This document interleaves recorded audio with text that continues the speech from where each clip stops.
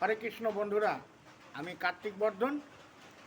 প্রত্যেক দিনের মতো আজকে আবার বেরিয়েছি।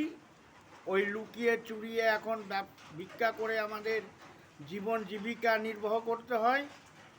তো বন্ধুরা, আমরা যারা প্রতিবন্ধী মানুষ, তাদের একটা আশা ছিল যে আমাদের এই আগের রাজ্য সরকারকে যেমন আমি বলতাম মাননীয় ঘুগনিমন্ত্রী, আর ইনি হচ্ছে অরবিন্দ অধিকারী।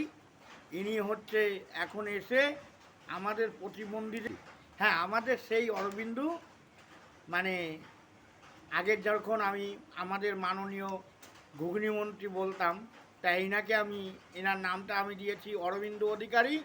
কারণ ইনি অরবিন্দ অধিকারী এনার নামটা দিয়েছি এই কারণেই যে আমি যে ভাষা ফেসেছি সেটুকু বলার কোনো আর ভাষা নাই।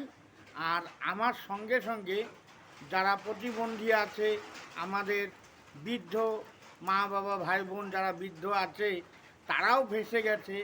সেই সঙ্গে পশ্চিমবাংলায় যে বলেছিল আমাদের মা বোনেদেরকে যে প্রত্যেক পরিবারের যে অন্নপূর্ণার ভাণ্ডার দেবে নাকি, সেই অন্নপূর্ণার ভাণ্ডার অন্ন ভরে পূর্ণ হয়ে পড়ে যাচ্ছে, অথচ কেউ টাকা কিন্তু পাচ্ছে না।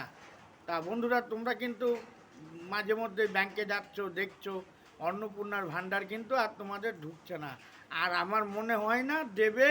আর এই মেন হলো এই যে আগে আমরা তৃণমূলকে হারিয়েছি, পরিবর্তন চেয়েছি, কিন্তু পরিবর্তন চেয়ে কি হয়েছে, মোদিজি বা স্বরাষ্ট্রমন্ত্রী অমিত শাহজি ইনারা খুব ভালো চেনে যে ওই তৃণমূলকে কে বাছাই ভালো করতে পারে, তা ওনারা চিনেই এই অরবিন্দ অধিকারীকে মুখ্যমন্ত্রী বানিয়ে এই অরবিন্দ অধিকারী এখন বেছে বেছে বেছে বেছে ভালো তৃণমূল বের করছে। আর স্বচ্ছ ভারত অভিযান চলছে।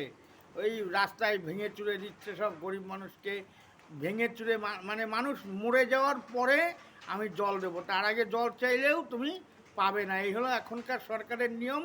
কিন্তু 5টি বছরই সাধারণ মানুষ যদি খেপে যায়, আর সাধারণ মানুষের সাথে যা হচ্ছে এই 5টি বছরই মোদিজি, এই 5 বছরই আপনারা যাই হোক ক্ষমতার যা আপনাদের অপব্যবহার করার করে নিন। সাধারণ মানুষ বুঝে গেছে আপনাদের বিষয়টা। নমস্কার, সবাই ভালো থাকবে। আর পরের ভিডিওতে অবশ্যই দেখা হবে। কিন্তু বন্ধুরা, আমি এখন ভিডিও ঠিকমতো দিতে পারি না, কারণ একটু মানসিক টেনশনেও আছি। তো আশা করি মিটে যাবে। তো পরের ভিডিওতে তোমাদের সাথে আবার দেখা হবে। সবাই ভালো থাকবে। নমস্কার।